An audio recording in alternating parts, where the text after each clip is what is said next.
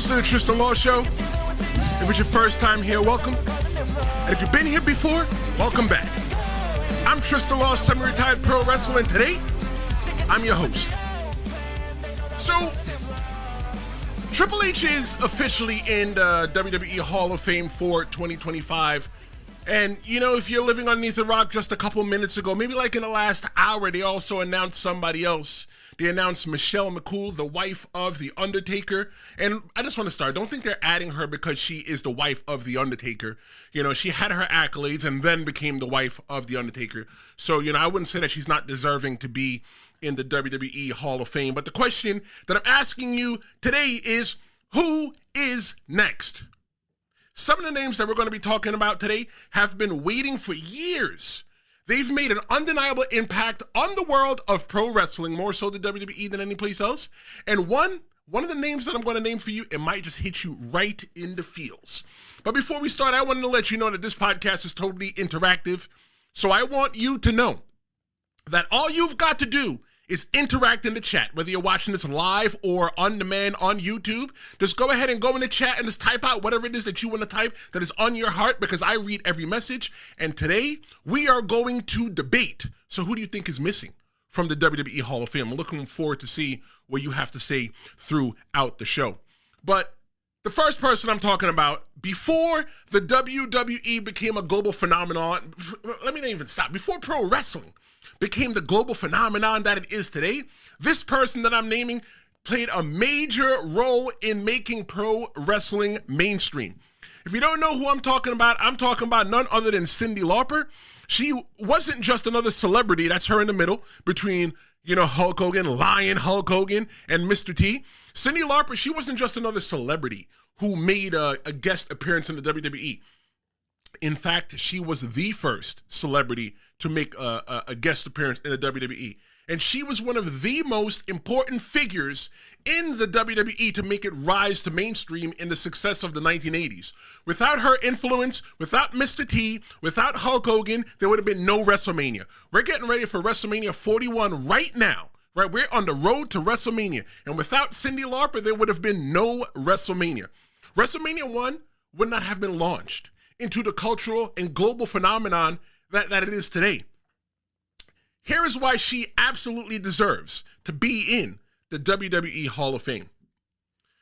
She was a part of the Rock and Wrestling Connection, the first WWE pop culture boom. Yeah, now today we got our Bad Bunny, we have our Logan Pauls, but before them, we had our Mike Tyson in the 90s, but before all of them, it was Cyndi Lauper. In the mid-1980s, Cyndi Lauper, she was one of the biggest music stars in the world, with hits like Girls Wanna Have Fun and Time After Time. She used her mainstream popularity to bring the WWE into the music and entertainment world. I think music is a big part of the WWE, all because of Cyndi Lauper. She played a part into that.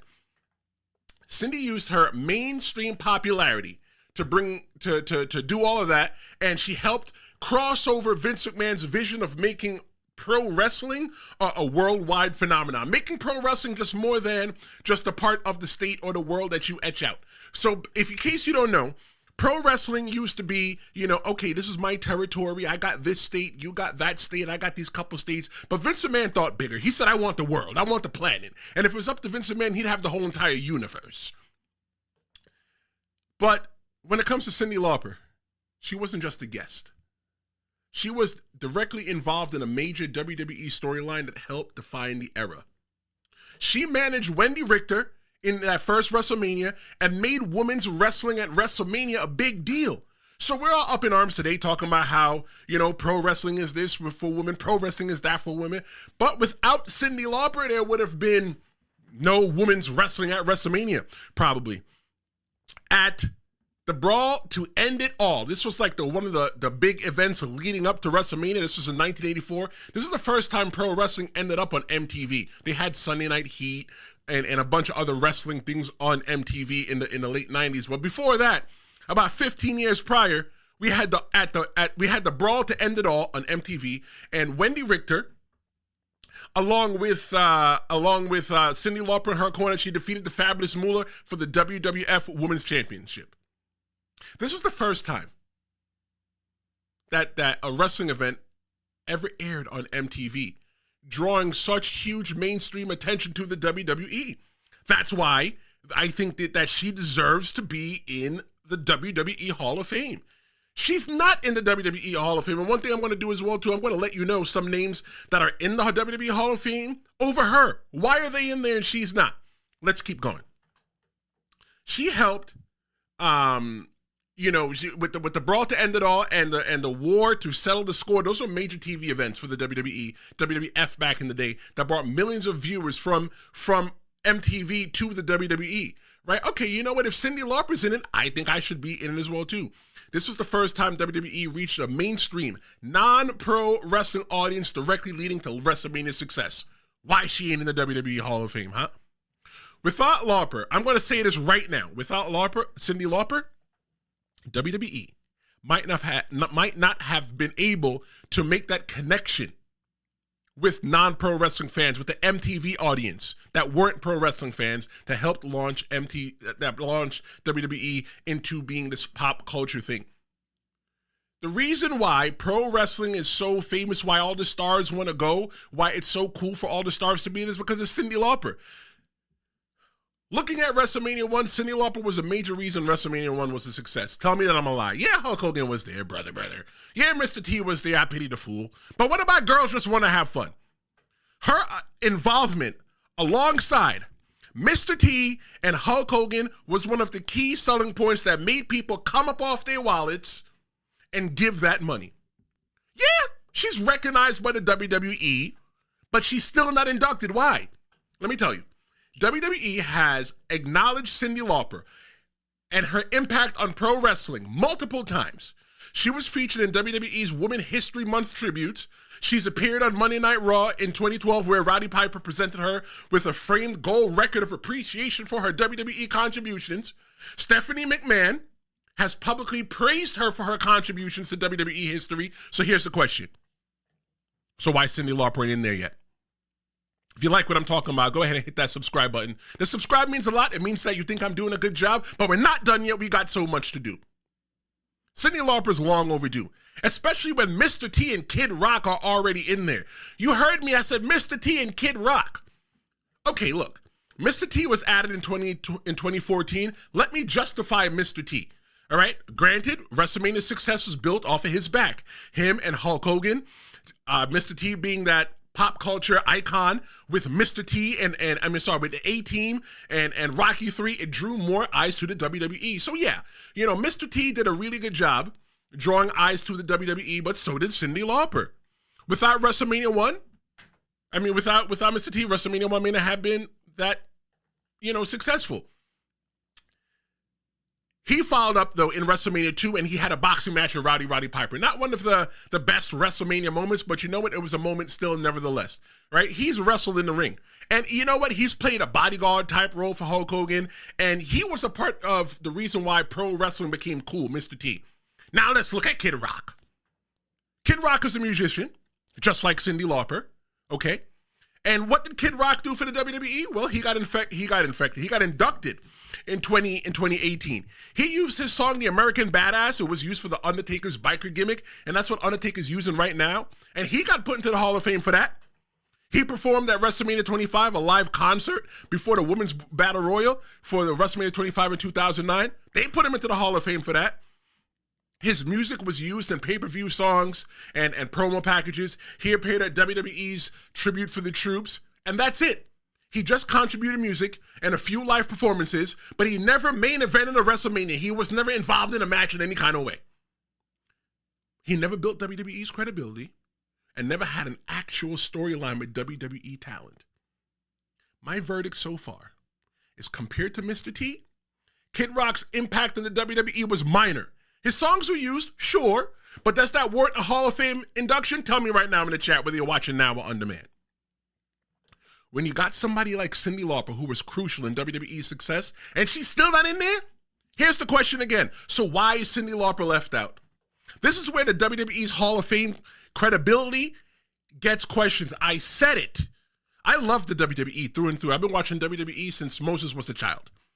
And for them to not put Cyndi Lauper in there, it makes me question the credibility of the WWE Hall of Fame.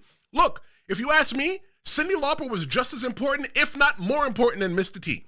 She was the driving force behind the rock and wrestling connection, bringing MTV and mainstream media to the WWE. She managed Randy Richter, who was a WWE Hall of Famer and already in, the WWE Hall of Fame. She wrestled. Why Cyndi Lauper in there? She did more for the WWE than Kid Rock. I just proved that point. While Kid Rock gave the WWE music, Cyndi Lauper gave the WWE an identity in the 80s, helping transition in it mainstream.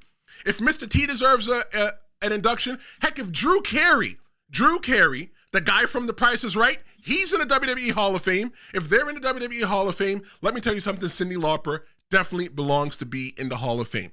Look, they got people like Snoop D-O double G's been in there, and Kid Rock on the WWE Hall of Fame. How is Cyndi Lauper still waiting? Right now, I need you to type yes or no in the chat if you agree. Yes if you agree, no if you don't agree. Let's take a look at the chat. Dominique McGregor checking in. Welcome, Dominique. Nice to have you here at the Tristan Law Show. You're becoming a familiar face here. I know that you're doing your little podcast thing, so make sure you guys check that out. Dom delivers wherever you listen to a podcast. Go ahead and give her a listen. But she says that Mr. T's star power in WrestleMania 1 helped mainstream WWE setting the stage for celebrity involvement in wrestling. That's right. That's right. 100% right. You got that right. Look, if you're looking at my ugly muggly face right now and you don't like what you're looking at, I need you to remember that 6 days after every episode goes live on YouTube, you can listen to it wherever you find the podcast, or you know what? I have the podcast drop on YouTube. So if you just want to listen, you don't want to look at me, you can do that. But you know what? You're going to be late to the game, so it doesn't matter. Let's take a look at another name who deserves to be in the WWE Hall of Fame this year. Put them in this year. We're shifting gears from pop culture royalty to pro wrestling's most hardcore legend. The next guy literally put his body on the line every single night. And if you don't know who I'm talking about none other than Tommy Dreamer. He is one of the most important figures in ECW history. Okay, stop. You're probably asking me, why are you talking about, ECW? This is WWE Hall of Fame. Oh, yeah. Yeah, you got that right.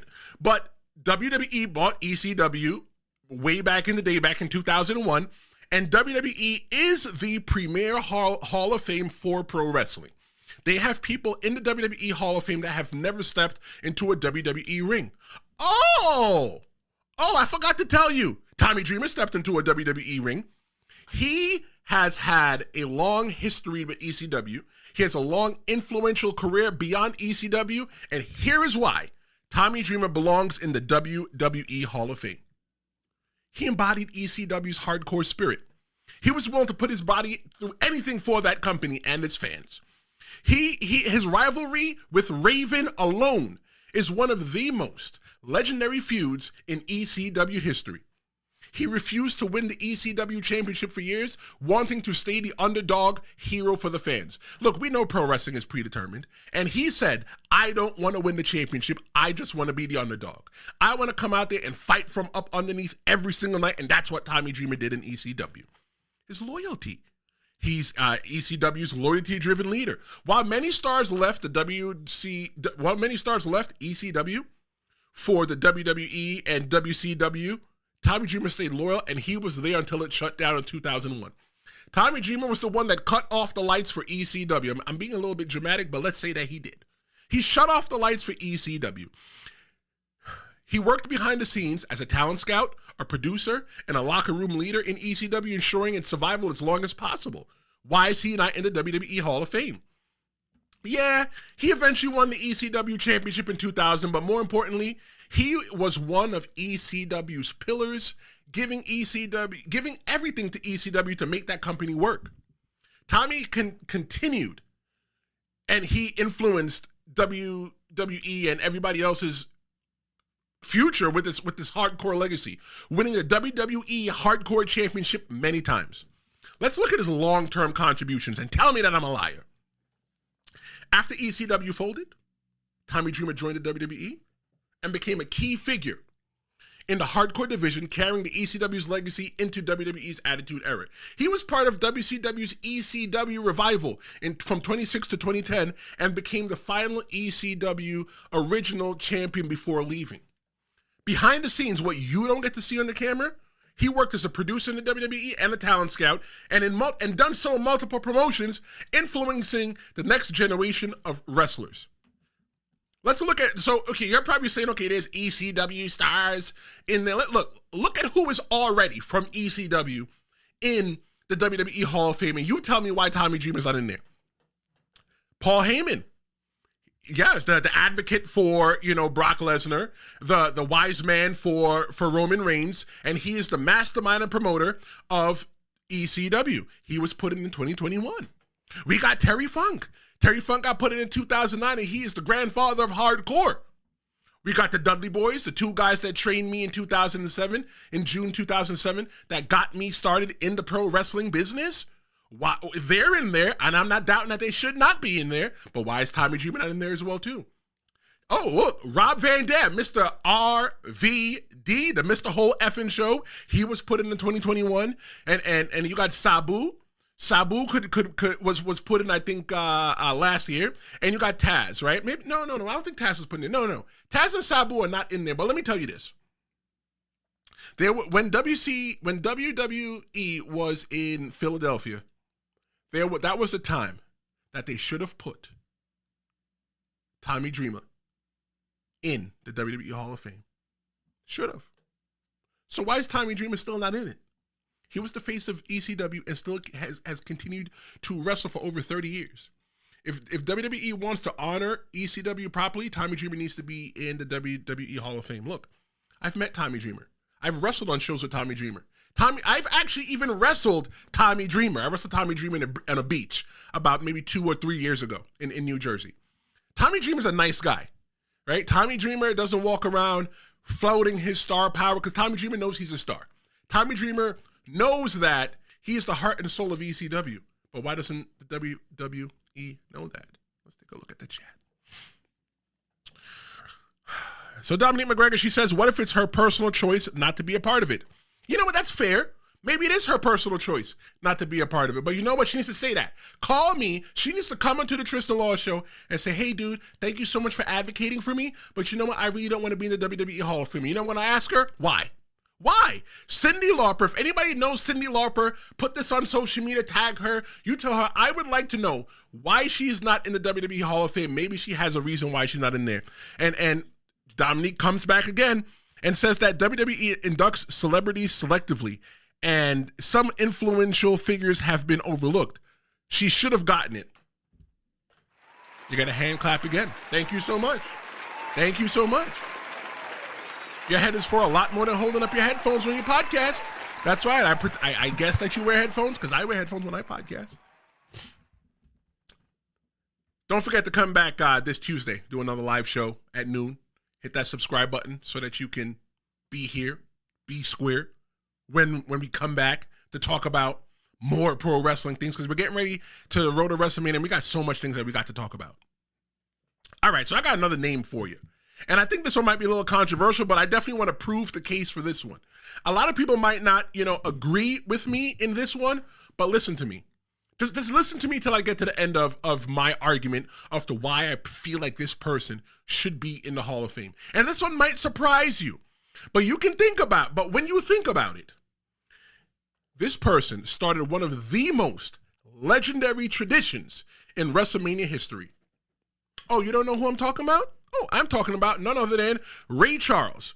Ray Charles, he may not have stepped in the ring, but his contribution to WrestleMania's legacy is undeniable. And here's why he belongs in the WWE Celebrity Ring. He helped establish WrestleMania as a grand spectacular. Look, if we're going to put Kid Rock in there, we might as well put Ray Charles in there as well, too. Ray Charles, at WrestleMania 2 in 1986, he delivered the iconic performance of America the Beautiful, setting the tone for the biggest event in WWE history. Now, in WrestleMania 1, they did the national anthem, and it was sung by Mean Gene Okerlund and the fans in attendance in Madison Square Garden. If you ask me, I think it was trash. right? I think if you can't sing, there's two types of music you shouldn't sing: church music and the national anthem. And they let Gene Okerlund do it. It was terrible. But from 1986 all the way up until, I think it was WrestleMania last year, they didn't do America the Beautiful. So that song is so iconic that they've been doing it for, 39 plus years? And he can't get a little bit of love? Look, the song wasn't new by any means whatsoever. Ray Charles took the song, right, put it on his album back in the day, and his soulful rendition added legitimacy and prestige to the WWE, signaling that WrestleMania wasn't just a wrestling show. It was an event on par with major sporting spectacles, just like the one we watched last weekend, the Super Bowl. WWE chose America the Beautiful over the national anthem for most WrestleManias, and Ray Charles's performance is often cited as one of the best versions ever. Look, I got goosebumps thinking about it because I could hear the song playing in my head. He sang the shit out of the song. The other people have sung the song, right? Look, you got people like Aretha Franklin. She sang it at WrestleMania 3, right? You got Reba McEntire. She sang it. Boyz II Men, they sang it. John Legend, and now look, man, you can't say John Legend can't sing. He sang the shit out of that song as well, too. Jennifer Hudson sang the song as well, too. But without Ray Charles leading the way, that tradition may not have existed. Or at the very least, it wouldn't carry the same weight as it does today. Let's look at the chat. The chat's busy today. Matthew Rodriguez says he wants to see Goldust in the Hall of Fame. Look, I don't dispute that either. I would love to see Goldust in the Hall of Fame. I think he's more than deserving. For those of you who don't know, Goldust is Dustin Rhodes. He is the elder brother of Cody Rhodes, Mr. Finish the Story, and the son of the American Dream, Dusty Rhodes. He belongs in there, 100%. We're not doubting that at all.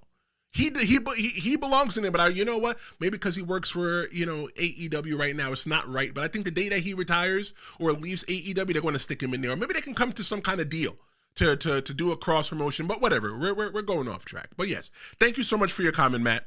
100%, Matthew Rodriguez, that he belongs in there. We got Dominique checking back, and she said Ray Charles needs to be in it. He did not get in it due to limited WWE involvement. Ray Charles might have only made a one-time appearance. Yeah, one-time appearance, but they still sang his song, right? For years and years and years. And what did Kid Rock do? Play a couple of music, did a little concert. He showed up, twice? And he's in there? Look. His performance, Ray Charles, thank you so much for everybody for your comments today. And if you're watching on demand, go ahead and put your comments in there as well, too. Ray Charles's performance is one of WWE's most memorable musical moments. There's another one in my mind. And we don't really talk about him because he like baby oil. But that person did a song, I'm Coming Home, at WrestleMania in New Jersey. I think that was WrestleMania 25, 30, one of them. He was in it. 29. It was 29. But Ray Charles is an undisputed music legend. And his performance at WrestleMania 2 remains one of WWE's most elegant and respected musical moments. Ray Charles is an undisputed musical legend. He has sold more records than Kid Rock. I don't have to look that up. I believe that. Tell me that I'm a liar. Look it up after we're done talking. WWE has acknowledged him multiple times by including his performance in historical retrospectives and promotional materials. Look, you know what? Let's take this a step further. During the pandemic era for WrestleMania, the era of wrestling that we really don't go back and watch, they still did America the Beautiful. But they did it as a mashup of Ray Charles and everybody else that sang America the Beautiful. They had Ray Charles lead it and had everybody just mash it all together and cut it and split it. And it was a montage of all the beautiful performances of America the Beautiful. Ray Charles, he was the featured voice. Other celebrities have gotten in for less, but why not Ray Charles? The celebrity wing of the Hall of Fame, it includes names of people who have contributed in less meaningful ways than Ray Charles. Let's quickly glance over that. Kid Rock, talked about him already. He ain't done shit. Drew Carey, he entered one Royal Rumble match. That's right, the guy from The Price is Right, the comedian guy, he entered one Royal Rumble match as a comedy spot, and they put him in the Hall of Fame. Snoop Dogg, Snoop D-O-double-G for shizzle my nizzle. He got put in 2016. He made multiple appearances with the WWE, but he's never really had a major WrestleMania moment. Yeah, he's been there at WrestleMania, but why is Ray Charles not in there? Okay, wait, I got one even better for you. They added William Shatner. That's right, I'm talking about the guy from Star Trek. I'm talking about the guy from 911. I'm talking about the Priceline negotiator himself, William Shatner. And he was put in because he made a couple of backstage segments. Look, listen. If Kid Rock and Drew Carey are in the WWE Hall of Fame for major contributions, why is Ray Charles still looking at the outside when he started a WrestleMania tradition? My final verdict is that put Ray Charles in the Hall of Fame.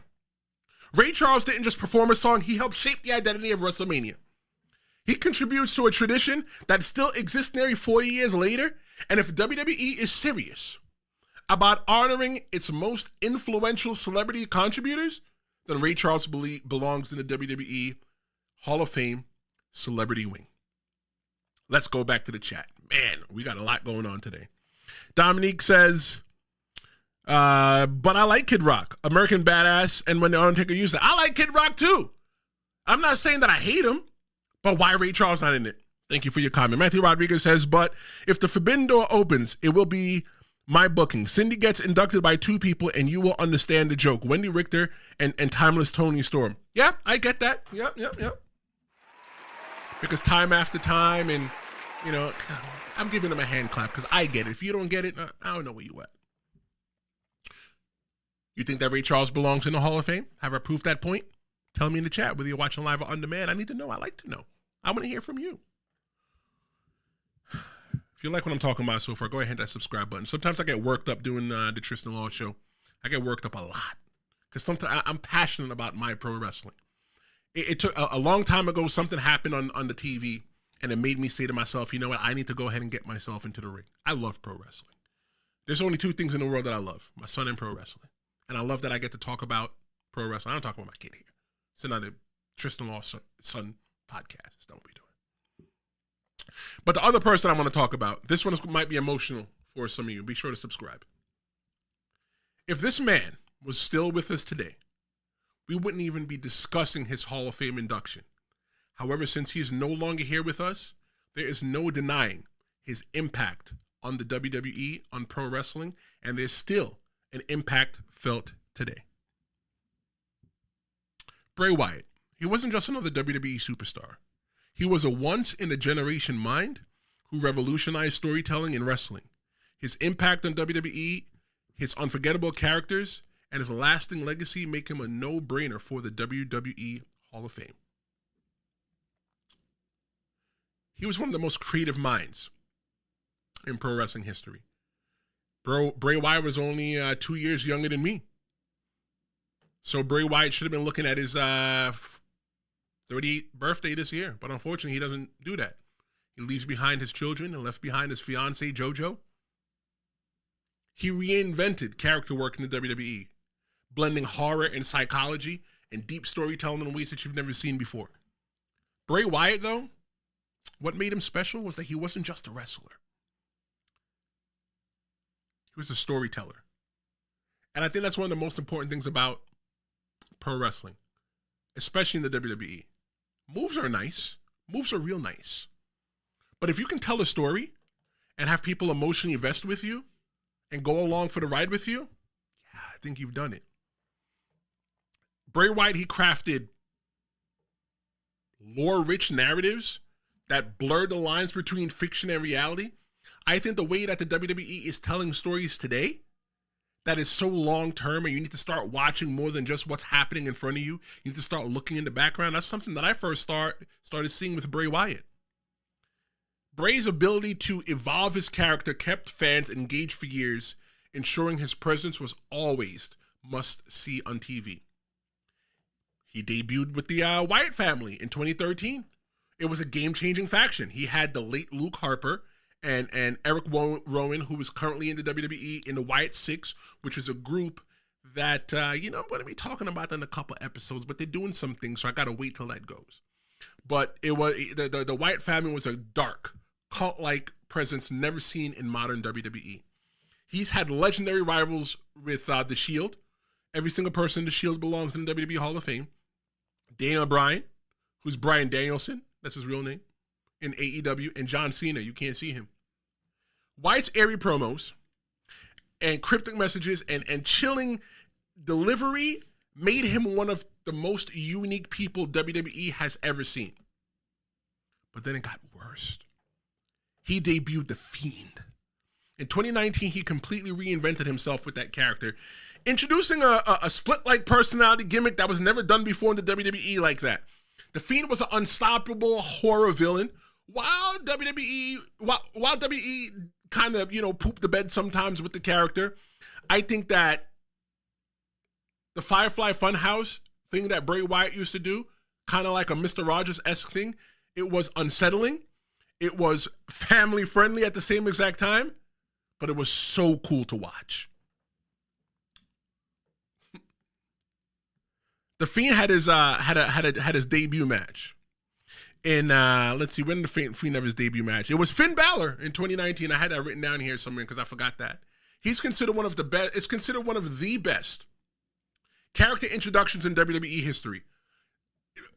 One of the most legendary character introductions in pro wrestling history. Better than the Shockmaster. Just about as good as Kane. Like, it's just like mind blowing what Bray Wyatt did in such a short time. His mask, the presentation, the airy entrances, that were all iconic and sold massive amounts of merch. I had the opportunity to see Bray Wyatt's come out as The Fiend live. I think it was SummerSlam 2019 in Toronto, Canada. That's when I got to see it. It was awesome. Here's his achievement. 3-time WWE World Champion. 1-time SmackDown Tag Team Champion. 1-time Raw Tag Team Champion. Looking at his WrestleMania moments at WrestleMania 30, he faced John Cena in one of the most anticipated matches of the night. At WrestleMania 36, he defeated Cena in the Firefly Funhouse match, and that was one of the most creative cinematic matches ever. He should be in the WWE Hall of Fame this year. If you like what I'm saying, hit that subscribe button. Let's go take a look at the chat. Matthew Rodriguez says that if Bray Wyatt gets inducted this year, Triple H is to start off the Hall of Fame, and the last speech is Bray Wyatt making fans sit through the whole show, because last year, fans left WWE Hall of Fame 2024. Oh, yeah. Yeah, I like that. I think that he should be a person that should start it off, definitely, and let the person to end it be Bray Wyatt if he's inducted this year. Dominique says if she could name others, The Rock, John Cena, and Test. The Rock is not in it yet, no, but he will be in it, undeniably. John Cena, undeniably. And Test, I don't really know what Test's contribution to pro wrestling were. I mean, if they needed a name, they could put him in there, but I don't really think that he's like a person that we should put in the front of the line. Thank you so much for your comment. Appreciate that. Wait, we got a hot take alert. We got a hot take alert from Matthew Rodriguez. He says one of the biggest presentations is Bray Wyatt, and for the male is Bray Wyatt, and for the women's is Timeless Toni Storm. Do you agree? And what similarities do you see in Bray and Toni? You know what, Matt? I'm starting to think something about you. I'm starting to think that you're a big fan of Timeless Toni Storm. And yes, I think there are a lot of similarities between Timeless Toni Storm and Bray Wyatt because of the way that it's the way that they just embody the persona. When you go into social media, you don't see things that are outside of that persona. You see things that tie back into that persona. So that blurs the lines. You don't know where real starts and where wrestling starts. You don't know. Thank you so much for your comment, Dominique and Matthew. You guys are really interactive today. And don't forget, I am live every Tuesday and Fridays at noon here on YouTube, 12 noon Eastern.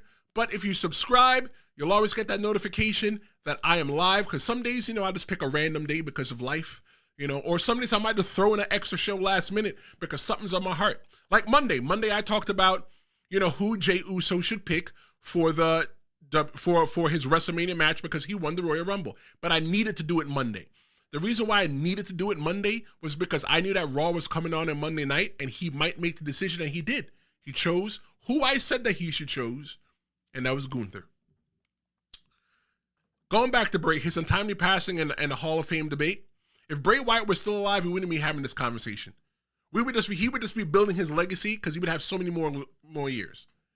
In 2023, Bray Wyatt tragically passed away at 36 years old, cutting his career short. WWE does, however, wait years before inducting people that have passed away, but Bray's impact is so profound that many believe that he deserves that honor now. Who should accept it on his behalf? I think two people should accept it on his behalf.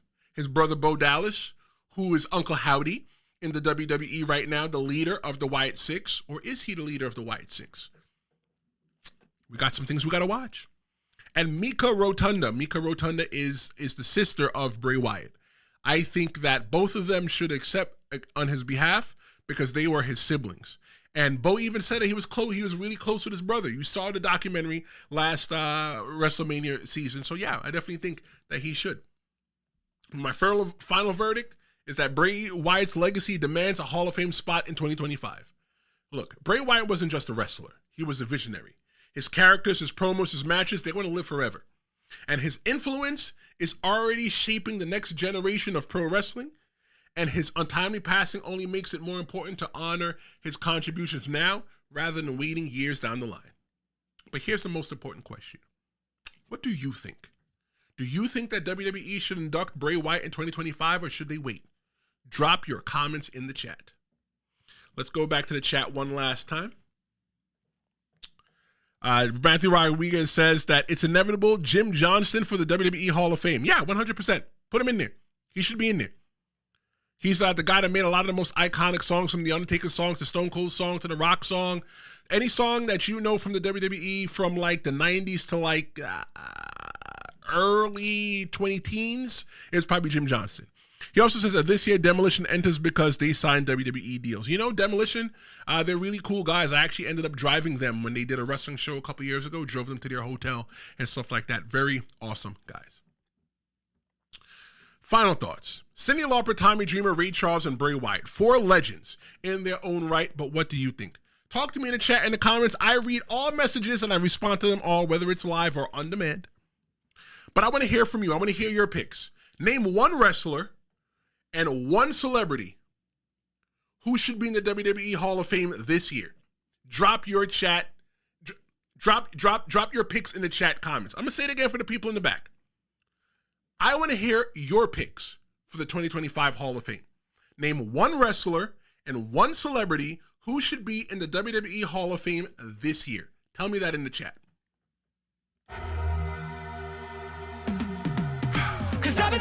Thank you so much for joining me today. My name is Tristan Law, and this is the Tristan Law Show. We talked about a lot today, and I can't wait to talk to you again this Tuesday at noon right here on YouTube. Whether you're watching this live or on demand, I want you to do some things right now for me. I want you to like, share, and leave me a comment, and give me a subscribe. Go ahead, subscribe if you're still here. And if you are listening to this on the podcast-only format, man, you're missing out the live interaction. This is Tristan Law, and I'm Tristan Law. Thanks so much for joining me, and I'll see you next time. Flashing red lights, driving at night, windowless ride, feeling alive.